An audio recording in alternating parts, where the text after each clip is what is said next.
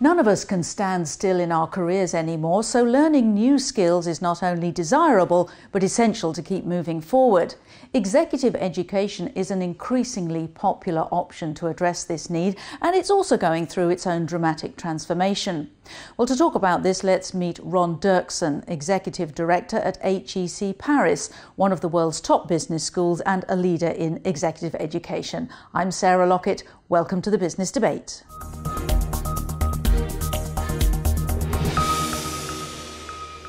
Ron, welcome to the London Stock Exchange studios. Thank you, Sarah. Happy to be here. So there are different options in executive education. What different choices are there? What do they offer? Well, traditionally there's 4 types of options. There are custom programs that are designed together with companies and organizations to meet HR needs or specific management needs. There are short programs that are anywhere from 2 days to 10 days that talk about specific types of topics such as finance or marketing. There are certificate programs that go a little bit more in depth into a particular topic. And then there are degree programs such as the Executive MBA or specialized master's programs. And people are also changing what they want from executive education. How are you seeing demand change?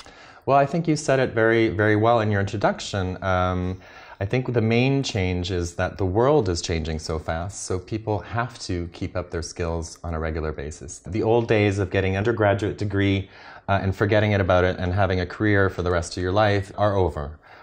People need to come back, not necessarily to school, but they need to come back for training on a yearly basis on topics such as digitalization or any number of things that are going on in the world today because the world is changing so fast. And the other thing I would say is people are living longer and working longer. And so that means they're coming back to school sometimes in their 60s. And then how are you adapting what you offer to cope with these trends? So there's several ways that we're adapting our offering in terms of addressing these trends. One, I would say, is customization. So to give you one example, we just launched a Master's in General Management, which allows you to choose 2 different certificate programs and build your own master's program based on your needs and what you need at the time. The other, I would say, is personalization. So what are the services we offer for entrepreneurs, for instance, incubators, accelerators, personal and professional development, that sort of thing. And the third, I would say, is impact. Companies and individuals are looking for to know what impact the education that they are getting and paying for has on their business and on their lives. And on digitization, there are so many online offerings now in executive education, some of them quite good quality. How do you compete? Well, I think HEC Paris has had an advantage in that respect because we were one of the first players online in terms of offering MOOCs, massively open online courses. And we've advanced since then, so our professors and our staff are getting more and more comfortable with online programs. So we have several online certificate programs, but we also recently launched an online master's in innovation and entrepreneurship, for instance. And you mentioned customization and personalization. So what's the difference between those two? Basically, what I infer from customization is customizing your academic programming. So what are the skills that you want to acquire and building a program that answers to those needs.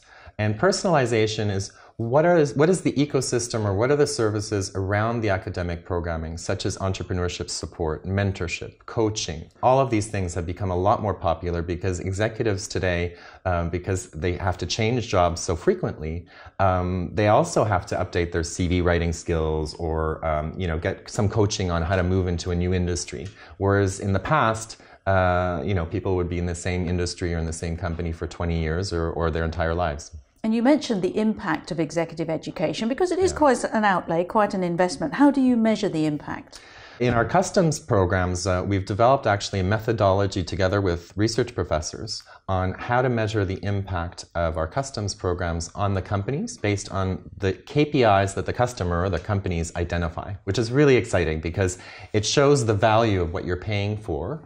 And in addition, it shows you what you didn't get out of the programming, and we can recommend solutions for that. And we're planning to expand that to all our programs, our degree programs, our certificate programs, measuring the impact after people graduate maybe 2 or 3 years out, not immediately, and then recommending what are some of the things they can come back for to complement those skills.